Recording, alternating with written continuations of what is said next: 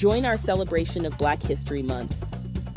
Only on New Thought Media Network. New videos every day at 6 a.m. Eastern Time, or watch anytime on our YouTube channel. 28 unique Black History moments. Every day in February. Only on New Thought Media Network. This time, this Black moment, this Black History moment is about Septima Poinsette Clark.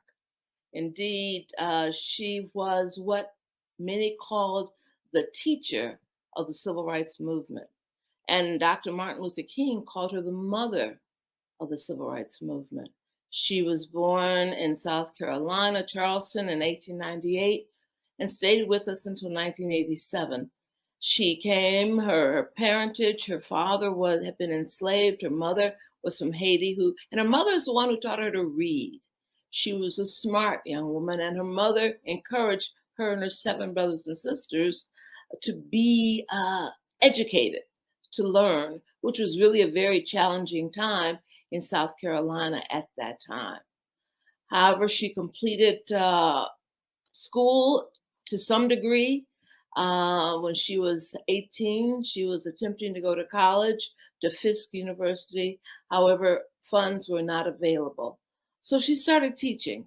She was able to get a license to teach in South Carolina, not in South Carolina, but on Johns Island, which was an island right off of South Carolina, and it was very poverty-stricken, and she was allowed to teach there.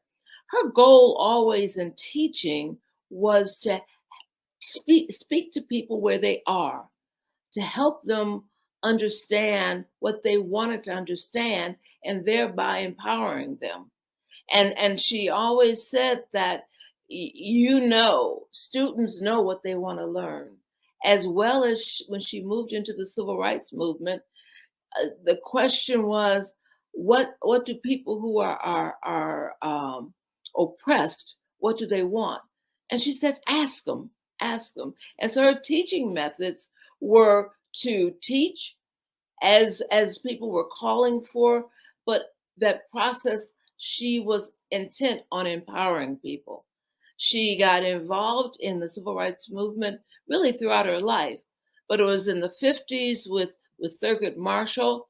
She entered into some activity that allowed the teachers in South Carolina to have equal pay. And then she moved along and was busy with NAACP, was then challenged by South Carolina, a new law that said if you are part of NAACP, you can't teach. And her activism won over, and she was fired. This is when she shifted into working with Miles Horton, who was a Caucasian man in the struggle, who had a Highland, I forget the full name of the school, but it was a school where they taught.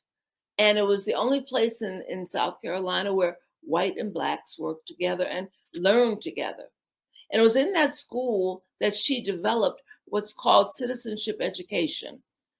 Had to learn how to read, because to vote, she said, and was the law, there was a portion of the Constitution you had to read. So she was intent on teaching how to read for that reason. But as she saw the people became empowered, that she was then able to expand it. And that's why she called it eventually citizenship education, because she was able to have them understand how to read the Sears catalog, or how to read the information for getting driver's license, to be citizens, but always at the top of her mind, voting rights. Using and accessing your rights, you needed to know how to read. Citizenship education was critical.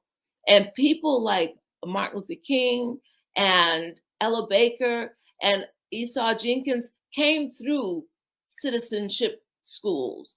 And it's so interesting that Rosa Parks, about 4 months before she sat and would not get up on the bus in Montgomery, She had been at the citizenship education school in the workshop under Septima Poinsette. On TV, a lot of figures who, quote unquote, were the leaders of the civil rights movement. Septima Poinsette Clark helps us understand that that was a behind the scenes, that everybody almost we see in the front as the face of the civil rights movement came through her classes, citizenship education. As a matter of fact, it was, if I could note this, that by the time 1969 came around, about 700,000 African Americans became registered voters thanks to Septima Clark's dedication to the movement. Now, I want to just very quickly mention, how does that tie to our New Thought teaching?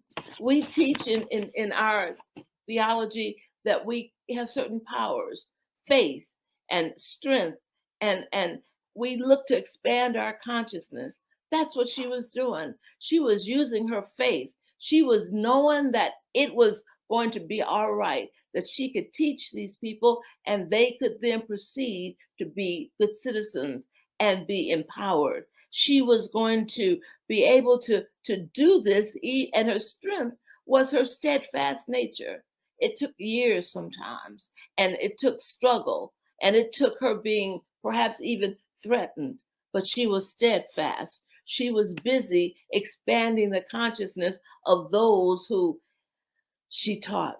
She wanted them to know that they too absolutely had a right to citizenship. Yeah, that's Septima Poinsette Clark.